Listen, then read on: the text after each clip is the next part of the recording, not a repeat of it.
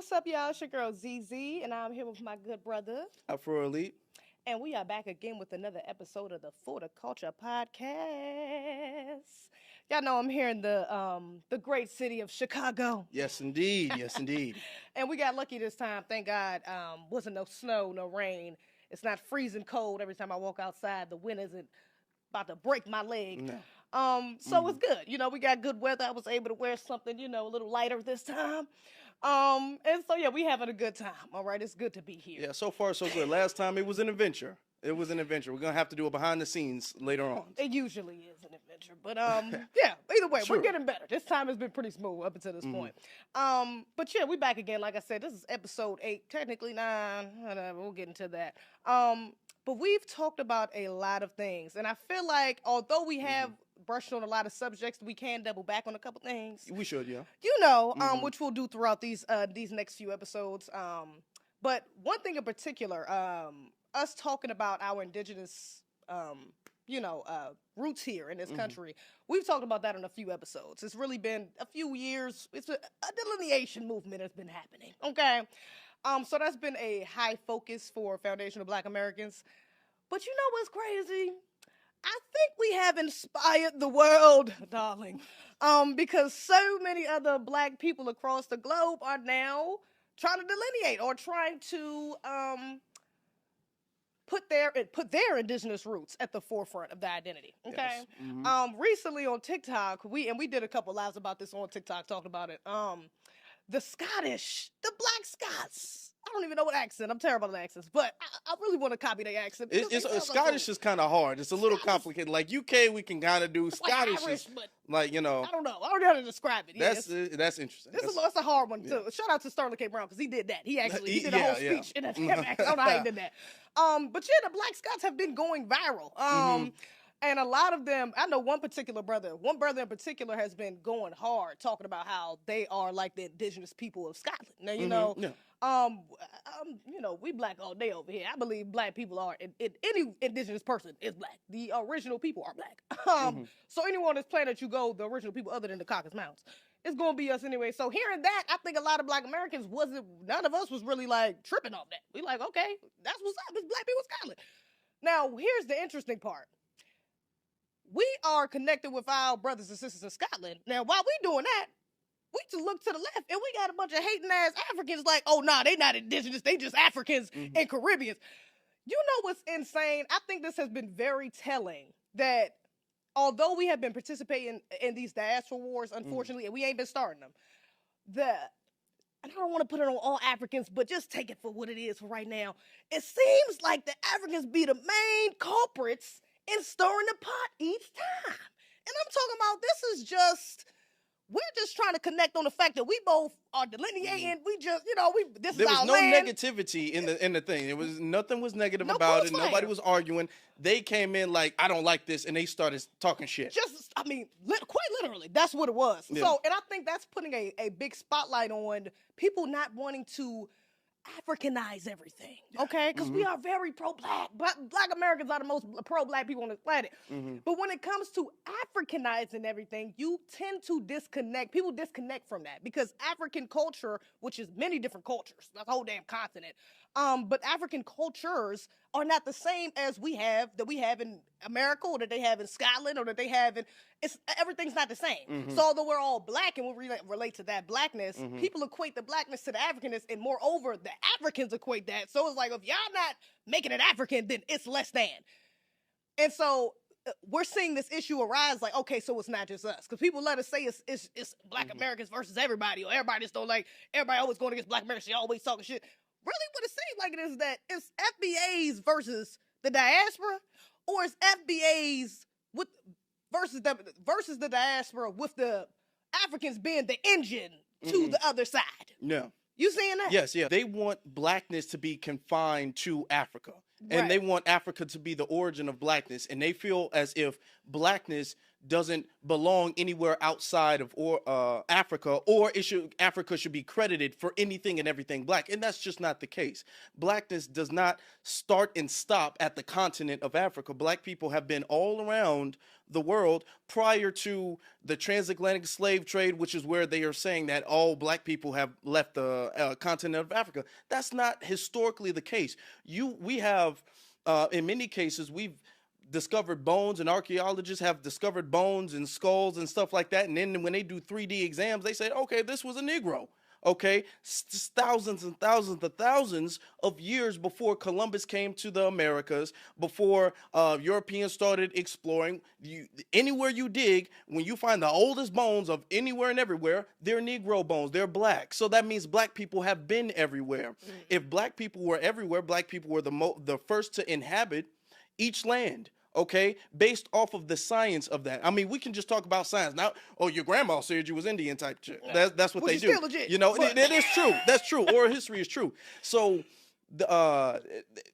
you can dig and find the bones of these things. Right. And the thing is that unfortunately, Pan-Africanism has allowed Africa to be on this pedestal where they think that they're like the heartbeat of anything and everything black. Mm-hmm. So when we say, well, blackness exists, that is not connected to Africa, okay? Blackness exists independently in the Americas or in the Europe area, or even in Australia. You had some native Australians, black native Australians who came up and said that. You know, when we say blackness exists everywhere else, it kind of takes away from the prestige of Africa being the soul of blackness. And it's just not true. It's just not. And, I think a part of that is because they want to, it's almost like a destiny swap, or almost like a replacement type theory, because they want to center themselves the way that foundational black Americans are already centered. You know what I'm saying? Even with them chiming in on this conversation that had nothing to do with their asses, it's like they just want our attention. There's a need for us to look that way in order for them to feel validated. And even if they don't want to admit to it.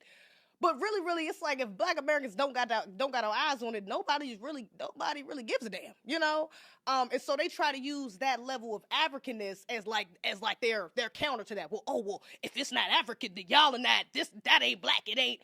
And it's like, it's not the same thing because y'all don't hold the same weight as we do. No, yeah. Culturally, y'all are not as influential or impactful as we are, and although they know that, they don't want to admit to that, so they use this theme of trying to Africanize everything as a way of, like you said, of trying to pedestalize them or center themselves in something that they don't got nothing to do with. And we've seen that even with the whole Tyler getting dragged recently, and I'm sorry, Tyler not selling recently, and the Essence Festival CEO having to step down. What's insane is that when black Americans do speak justifiably on certain topics, even when it doesn't have to do with our group, we are usually, or maybe I should have put that backwards. We're usually unbiased when we're speaking on other people's cultures or things, controversies, things of that nature. So the thing with Tyler, of her getting dragged, we were rightfully dragging her because she made disrespectful remarks about FBAs. She called herself an uppity East African. She had tried to get Halle Bailey to hold her award on stage. So she just built up to this peak of getting this backlash from foundational black Americans. And who do we have come swooping in under her to save her? These East Africans. Oh, well, y'all don't get it. You black Americans are uneducated. Color doesn't mean that. And she's da-da-da-da-da and da-da-da. Even with the Essence Festival. Oh, well, we don't like the fact that y'all got Jambalaya versus Jollof, and you got Jambalaya real small, and y'all got all these flags up. Y'all don't got no foundational black American representation. Some of the, it was a whole thing with Essence, and now the Essence Festival lady is stepping down, and now you have a bunch of Africans coming in again. Oh, well, I don't understand. It's still black. Why are y'all making it a big deal that she's African, or why can't they have some Jollof that... It's like they expose their hand every time, because we are never going into these conversations with the intention of trying to just be anti-black or xenophobic or shut down something for no reason. But on the opposite side of that, it just seems like they coming in on some hateration. Y'all just coming in to exploit, to explore, or to center yourself into something that you have nothing to do with. That African CEO, she ain't have her or the dentist, the guy who owns it. Y'all backgrounds have nothing to do with foundation of Black American culture. Mm-hmm. The fact that y'all came over here, bought it, infiltrated it, changed it, it says a lot within how you move as a people. You know what I'm saying? And for your people to back that and not understand the problematic actions of that, it shows why we getting this back and forth in this diaspora war and who's really the cause of it. Don't exactly remember, but a few years ago, there was like a Nigerian takeover at Howard University, you know? So they kind of say stuff like this about, oh, we're taking over. This is the African takeover. This is the Nigerian takeover. Now, Howard is Black. Now, why wasn't it, well, we're all Black, so why are you specifying a Nigerian takeover if everybody there is Black anyway? So they recognize that there's a difference. They recognize that there's a different culture, and they want their culture to be the predominant culture. Mm-hmm. With Essence Fest, Essence had already publicly announced that they're going to center Nigeria as the focal point, because they're going to center Africa. Then they're going to make special highlights and centering Nigeria in particular because of the culture and all of that stuff, even though Essence originated with foundational Black American culture. That's the core of Essence. That's the essence of Essence. And the thing is that we're not so opposed to other people's cultures, to other people's lifestyles. We're not xenophobic or anything like that. But it comes a time when there does need to be a boundary. Mm. And anytime we set a boundary, it's gaslit with, oh, well, ain't we all Black? Y'all don't like Africa no more? Well, stop wearing waist beads. Stop wearing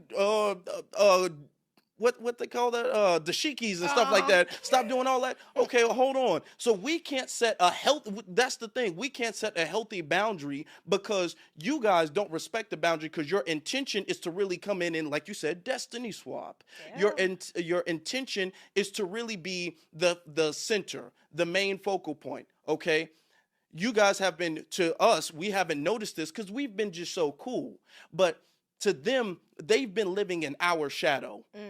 And now they feel like, okay, it's time for us to be the main people. It's time for us to be the Blacks. That's why they was all like, oh, Afrobeats, they taking over hip-hop. Afrobeats going to be the new hip-hop. You see what happened to Afrobeats, okay? Right. Nothing stays alive unless we allow it to stay alive. Afrobeats was cool. It was a little phase, whatever the case is. Ain't nobody checking for Afrobeats no more, all right? Nobody's doing that anymore. Y'all can't, everything y'all want to do, whether that's Essence, whether that's Juneteenth, whether that's hip-hop, y'all want to come up and be our replacement. You want to tether, and it's not working. The thing with Tyler, first off, colored should be offensive. Even in South Africa, that's a caste system. Being above Black, you shouldn't be proud to call yourself a colored person. That's in and of itself, that's anti-Black because of the caste system in South Africa. Right. And when you come over here and we say, hey, Tyler, that's not how we operate over here. And you're going to stand on it.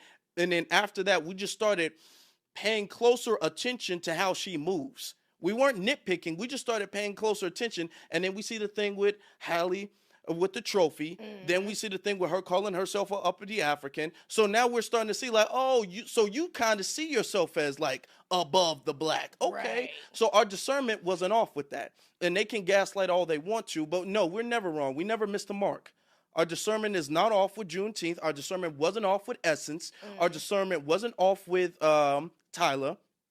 And you can tell Essence, that was the worst Essence. Made almost no money.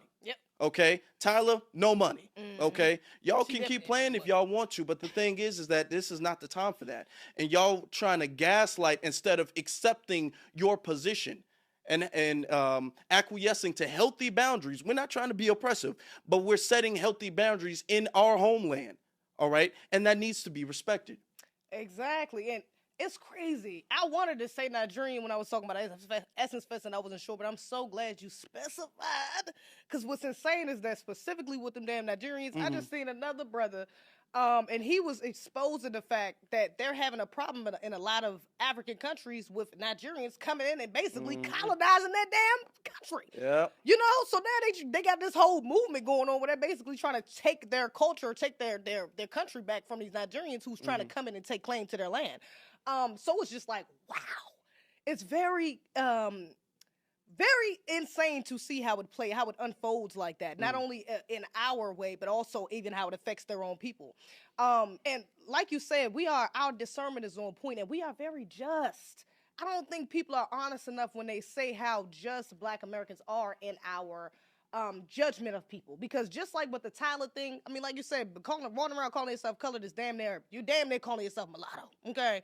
What did we do when we had a Black woman running around calling herself mulatto? We made her change her name now. And now her name is Lotto. And she's half Black at that. She still got some problematic issues. We ain't gonna get into that. But nonetheless, we did check her for that. So it's not like there's no intention there just for us to focus on something that has nothing to do with us. We check it at all. When we see anti-Blackness, we check it in all spaces. There's no bounds on the smoke for anti-Blackness when it comes to Black Americans. And that's what other people fail to understand, because in some of these other places, they don't have that same energy. You know, a lot of them connect, a lot of the non-FBAs connect on the fact that with non-anti-Blackness. Sure, I say Tethers. I don't want to put that on all non-FBAs. But a lot of the Tethers do connect within anti-Blackness and use that to band together and go against us, okay? So that is something that we have to be aware about, that culturally, it's just not something we do. I've never gone to a place with other Black Americans and like, yeah, let's get together and start hating on these Caribbeans. Let's get these. That's never been, even that conversation is just not normal within foundational Black American culture. Now, that does bring me to an interesting point, though, because of course, we have to have these conversations to move forward with delineation. And we do have to be clear on who we are, but some of us stuck in between. Yeah, it's some confusion out there. Some of us, hey, shout out to Malcolm, shout out to Farrakhan. We got some riders that's in between. We got some riders that are half FBA and half not, okay? Yeah. These are what you would call bi-ethnics, okay? We touched on this a little bit on TikTok, too. But we're seeing a rise in the voices of bi-ethnics. Now, like I said, we have had some greats. Malcolm, Farrakhan, those two off the top, okay? They really ours, though. But two off the top, they are half FBA, and they were on code, okay? And revolutionaries at that. So it's not to say that you can't be half FBA or half anything and not still fight directly just for that one side or do a lot progressively for one side of you know what I'm saying, on both sides. But what we're seeing now is a lot of confusion with these bi-ethnics, okay? It's not the same day and age as when Farrakhan first started speaking and started learning from the minister, okay, Elijah Muhammad.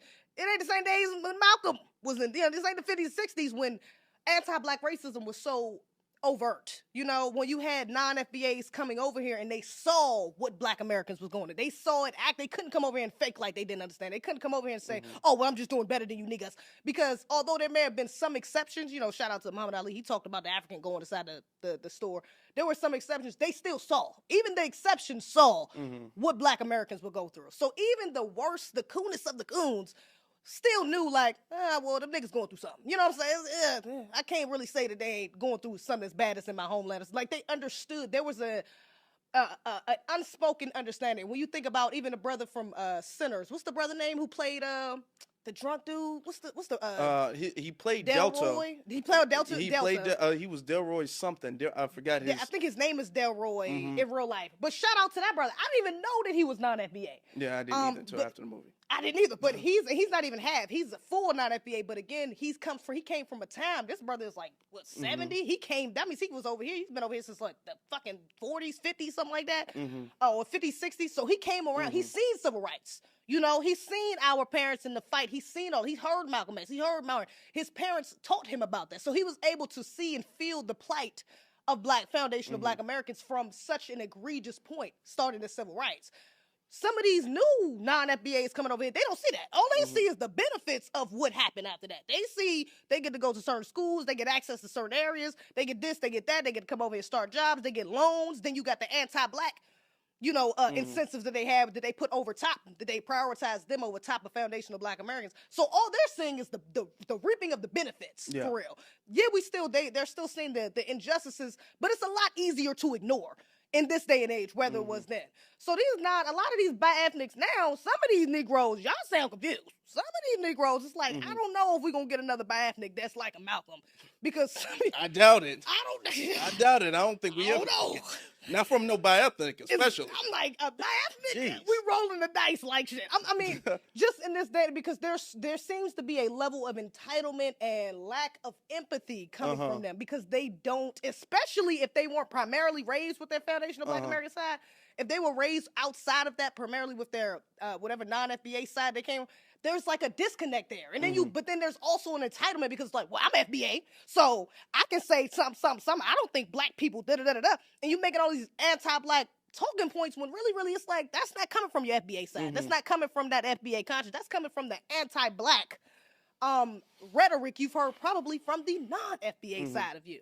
What you been saying about to that? be honest with you, the FBAs that are or the non-FBAs rather, that are writers, and we still have some, and shout out to them, we still have some. We're not going to dismiss their work. We're not going to discredit that or belittle that from the past or even today. But the thing is that we do have to understand that the immigrants coming over, whether that's from the Caribbean or from Africa, have now, in the modern time, a different mindset than what they used to have. Okay, now they're coming over with this kind of like takeover. I'm not leaving my nation. I'm not abandoning the loyalty I have to the Caribbean. I'm not abandoning the loyalty I have to Haiti or Jamaica or Nigeria or whatever. Before, when they were coming over here, they were like, okay, I'm Black. All that Jamaican, Haitian stuff, I can keep that on the back burner because I'm still that, but I'm going to fall in line with the locals here, okay? Now you're having people who are coming over here. Now they don't want to fall in line. They want this to be Nigeria 2.0, like Essence Fest. Right. They want this to be, they got a Haitian flag day. They got a Puerto Rican flag day. They want this to be the 2.0 version of their homeland, all right? So they still cling on to the nationalistic loyalty from their homeland, a homeland they don't want to go back to, mind you, a homeland they don't want to go back to. I saw this one video of this Haitian woman. She's all like, Black Americans couldn't survive in Haiti. Then she made a follow-up because she was getting checked. She was all like, Haitians, sometimes we don't have electricity. The electricity just goes out and you can't use no refrigerator, no microwave, no this, no that. I'm all like, do you think that we couldn't survive without electricity for like a night? And then she further went on to say how, because we have electricity all year long, we're privileged. And see, that's the thing. We can't be privileged. Privilege is something that is given to you. That is something granted to you, bestowed upon you. Everything we have is things that we've worked for. They're coming over here not having what we have and seeing we have it, so they think it's privilege. No, it's not privilege. There was a lot of blood, sweat, and tears for us to get here. We're still working, but there's still a lot of stuff that we have to recognize for us to get here, for you to get here, for you to benefit. None of this stuff was just bestowed on us by some gracious overseer, white lord, and whatever the case is, like they believe.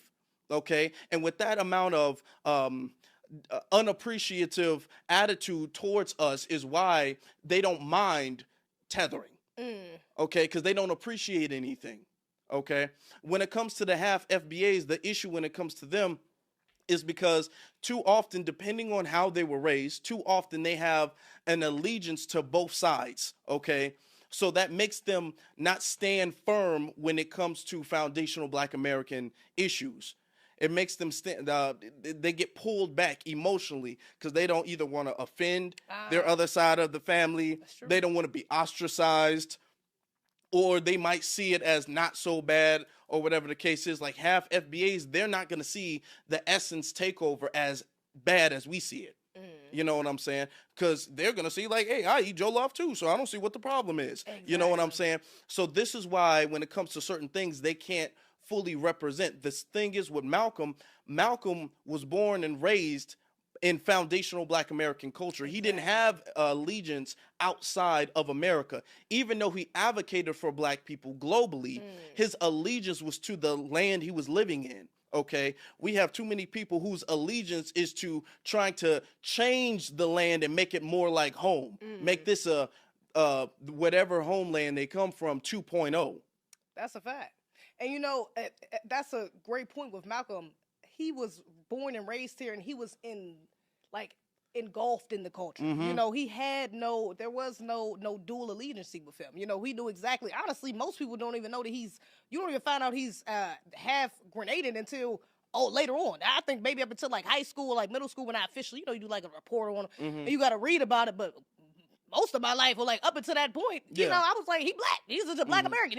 he's from here. He's never mentioned that. Because he doesn't mention it. I had listened to it. My daddy played his speeches. I had to watch his movie all type. But up until that point when I had to actually write something down about him or something, and I had to really look into his life, I'm like, oh damn, his mom is from Grenada. So but he put foundational black American culture at the forefront of his identity. There was no question, there's not really no need to question until it's like, oh, and then when you find out, it's like, oh, well, he's still loyal to us. So it's, that's why even when people try to bring up people like him, it's like, those are bad examples again, because he had his full allegiance was really here. His fight was here, was for the people here first. And that's the main thing when it comes to being on code. If you're in a position of being half and half. Now, when you have people like, again, now in this day and age, you got people like Amanda Seales. She's also half Grenadian. Yeah. Now, what's insane is that a lot of people thought Amanda Seales was half white. And that's because she does not talk about her half foundational black American side is from her father, who she's apparently not close to, because I ain't never seen the nigga before, number one. But number two, I don't hear her talk about him often. I don't think anybody really hears she said she wasn't raised by him. I don't think anybody here ever hears about it. But what I have heard her talk about multiple times is her Grenadian mother. And really, that's that, to be honest. So when people see her, people think, oh, well, she's non-FBA. And then, some people just think, oh, she likes it, and that they know she's half of something. So she half white. Some people assume that she's half white. Some people just assume that she's just Grenadian or that she's not from here.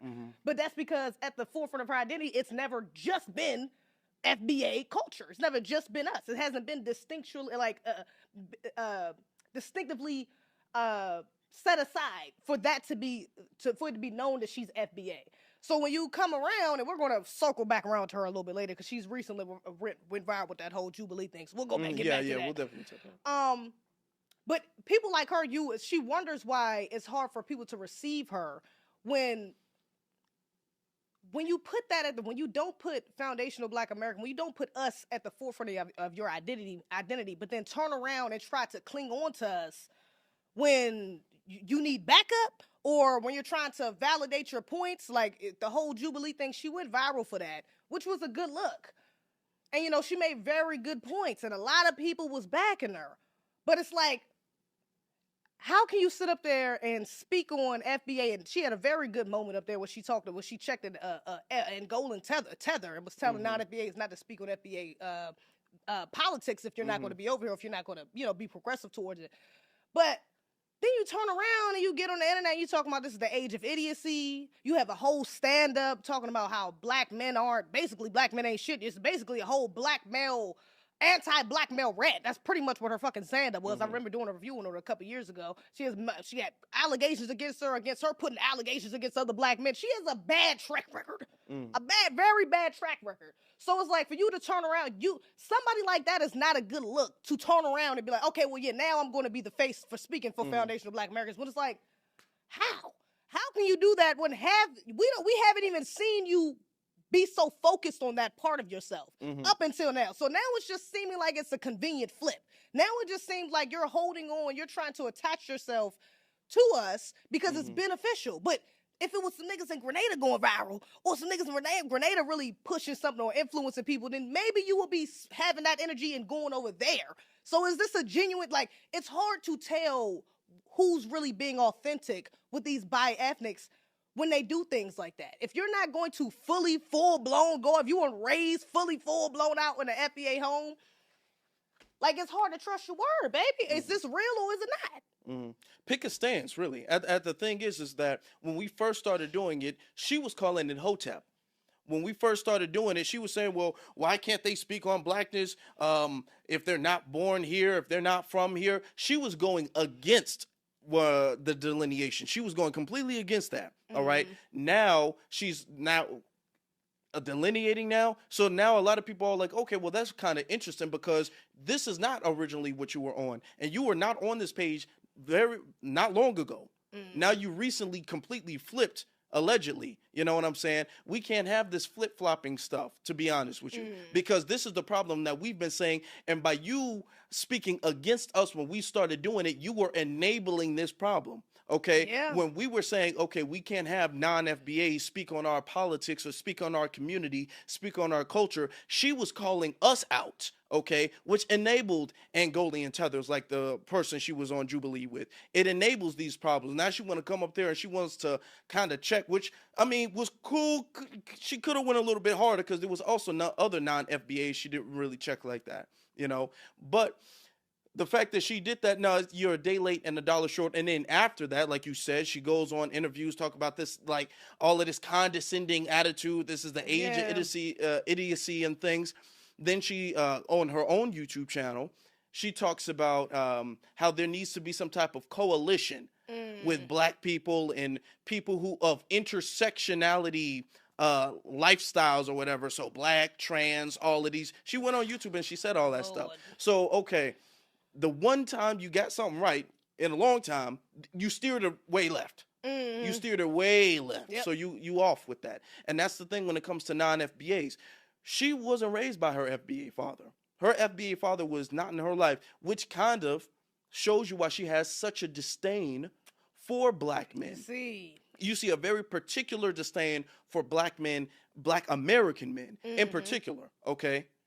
And she's always identified and put that on the forefront of her being Grenadian and getting citizenship, waving a flag, all of this stuff. She's always done that, all right? And she only brings up being half Black American when it's convenient for the conversation, okay?